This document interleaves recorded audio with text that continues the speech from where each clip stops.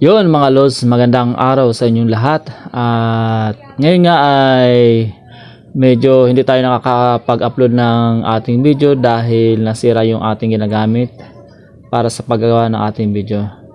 At ito nga mga lods, numating na yung ating in-order, yung parcel natin. Ayan, yan yung class lining, class plate, and tawag na ito yung monoshock ng ating Sniper 155 RCB po yan.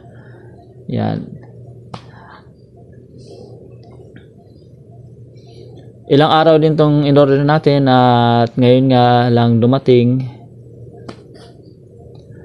At marami nagsasabi mga lods na ang Sniper 155 at saka 150 ay parehas daw yung lining at saka yung plates niya, pero nung nakita ko siya ay malaki yung pagkakaiba nila. Hindi talaga siya na nagmamatch yung Sniper 150 at saka 155. Kita nyo yung isa dyan na clutch plate malapad at yung dalawa medyo malilit lang.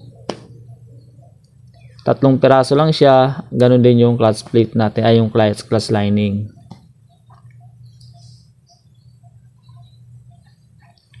At yung Sniper 155 natin, medyo na-stock siya ng almost 2 months kasi nga slide na siya. Hindi na siya pwedeng gamitin, kaya no choice tayo kundi ang gamitin natin is yung isang service natin.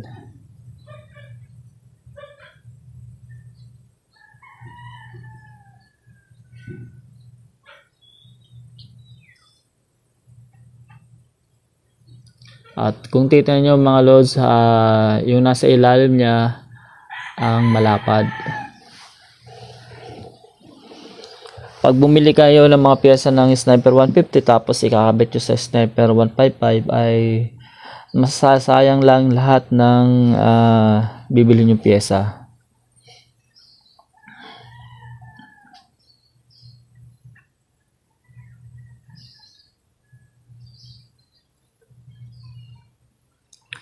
Ngayon nga, hindi natin alam kung maganda ba yung resulta pag ito na ang kinabit nating lining at saka clutch plate, kung babalik ba siya sa dating hatak niya.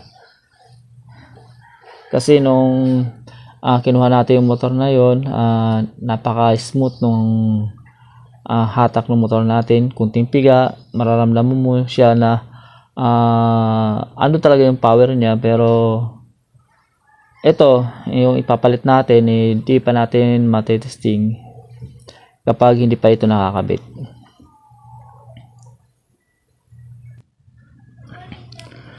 Tara mga lods, samahan nyo ako dito sa labas. At ayan nga, yung ating Sniper 155, naka-stock lang siya dyan.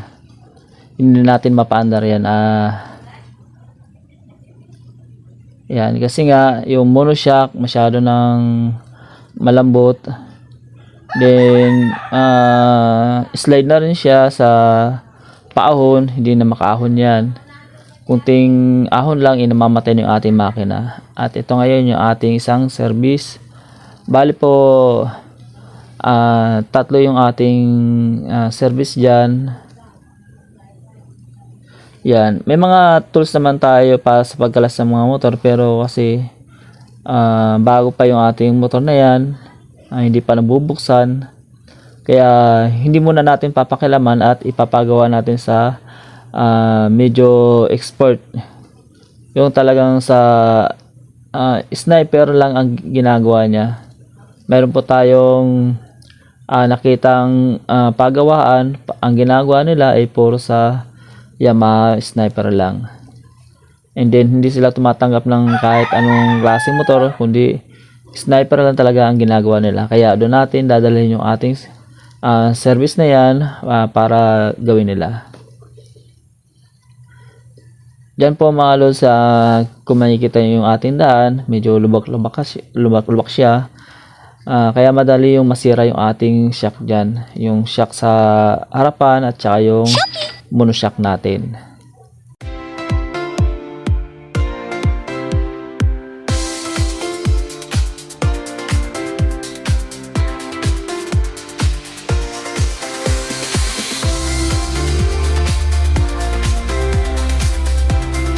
Yan nga pala, kapag wala tayong ginagawa, yan, dyan tayo nakapokus sa ating mga halaman.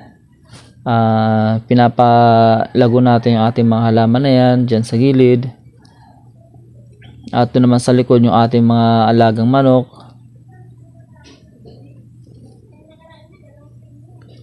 At sa harapan ng ating bahay, puro halaman din siya. Maganda kasi sa ating tabing bahay na may makikita na tayong mga ganyang halaman.